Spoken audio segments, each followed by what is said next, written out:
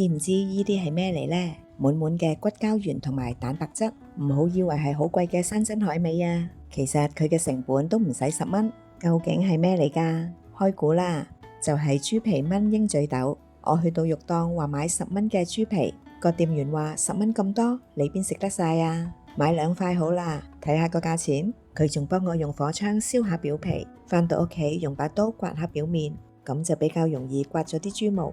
處理好之後，將啲豬皮飛一飛水，啲污糟嘢煮咗出嚟啦，將佢洗返乾淨，再切咗啲肥油。呢個時候用隻手摸一摸個表皮，如果仲感覺到有啲豬毛吉手嘅話，就要用個鉗將佢鉗咗出嚟。如果唔係，一陣間食起上嚟就好唔舒服噶啦。處理乾淨之後，將佢切成一條一條，開始煮啦。先爆香啲蒜頭，然後加入自己中意嘅醬料，我就加咗啲柱侯醬同埋黃豆醬。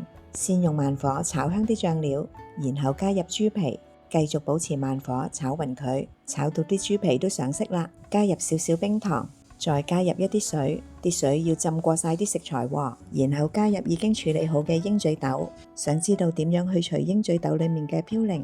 大家可以參考右下角嘅呢一個視頻。加咗鷹嘴豆落去之後，先用大火煮佢5分鐘，然後轉慢火，再煮多30分鐘。你可以繼續用個鑊嚟到煮，我就轉入去另一個煲裡面，咁就可以開始煮另一個餸啦。